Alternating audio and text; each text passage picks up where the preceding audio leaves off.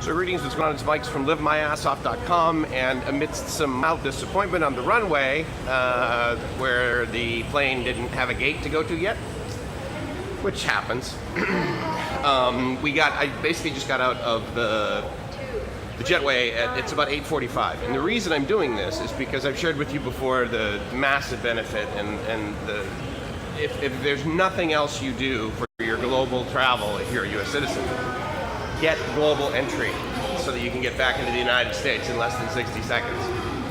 The next thing I got was my APEC travel card, my APEC Business Travel Card.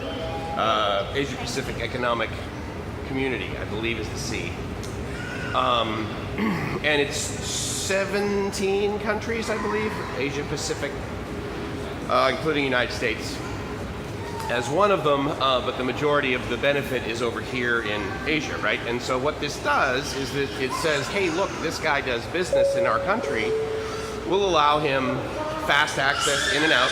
So like fast track sort of thing. It's the global entry of over here.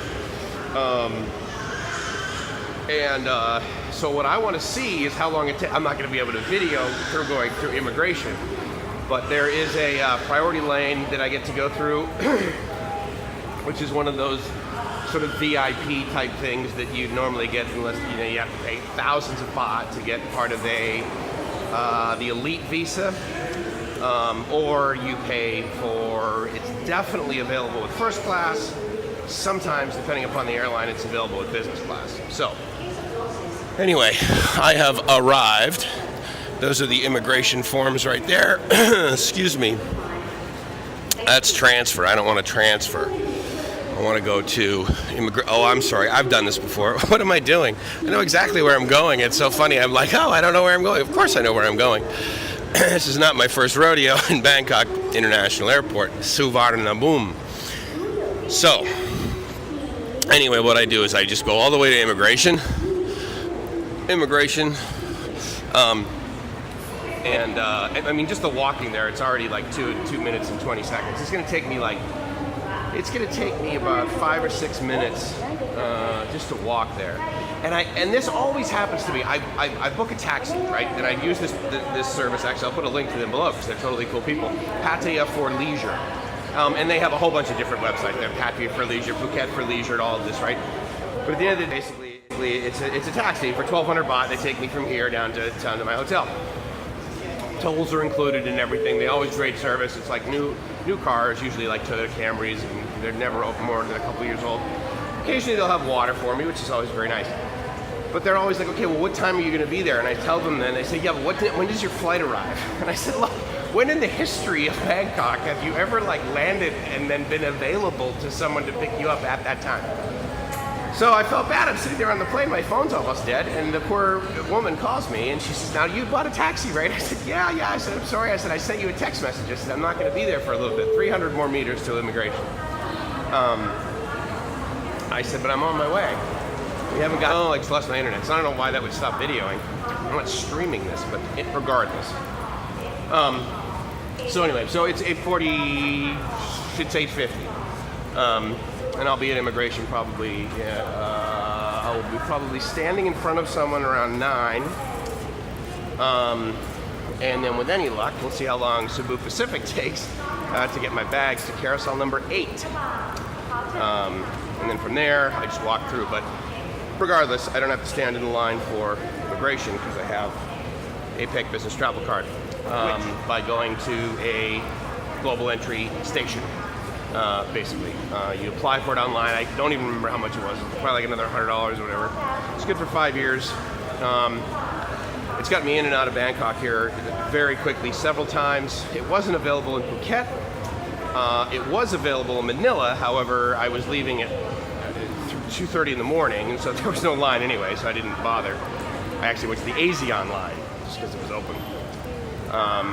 So 180 meters. Is that right? 180 meters till immigration. With any luck, this will speed up my entry as it has before. And really the only reason I've done this before, I know it's faster, but I don't know how long it takes. I don't know how much faster. So I didn't want to time it. And again, this is an enormous airport, so one could argue that the waiting in line in immigration is hardly the thing. You need to you need to walk. Oh, anyway, so if you're coming and you want to know where priority lane is, it's right next to visa on arrival.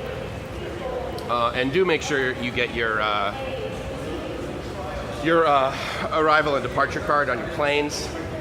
They will traditionally have them there, but sometimes they don't, and that can be a pain.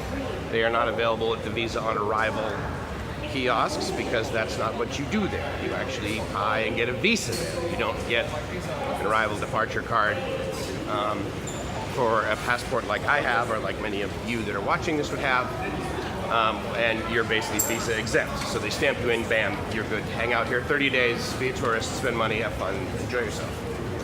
So anyway, I will report probably once I get back through. So you're looking for this. You know what's funny is they have everything labeled with the exception of priority lane. As far as I'm concerned, I think what they believe is that, look, dude, if you're priority and you're so VIP, then you know where this thing is. You don't need to ask, you don't need directions, that sort of thing. So in we go. So I probably walked out of there at 8:53. I was the only person in line. He looked at me, he smiled, he said, "You don't have a visa?" Because of course I have 2 expired visas. But the good news is my first one was a B visa, a business visa. So it's quite obvious actually. It's like, okay, yeah, this guy does business in our country and he comes in and out. I've got a ton of stamps in my passport. You talk about a quality problem. This is like one of these neat little stories, right? He said, I've got like 2, maybe 3 blank pages left in my passport. That's it. So I got to get a new passport. Or use my second valid passport. Anyway, so I'm going to number 8, and I'm going to grab my luggage, and then I have to exit, and I'm going to get a Diet Coke, please, and then get my taxi driver. Head down to Pattaya and hang out with my buddy Eddie. That's going to be great. Anyway, so from the time I walked off the plane to the time I basically walked over here to baggage claim, 8 minutes. That included the commute from the gate. That's awesome.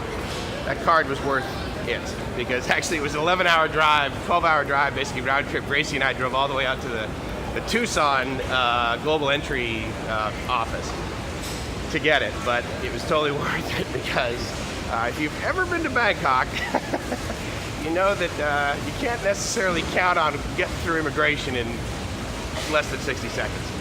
So that's my goal. So anyway, here we are.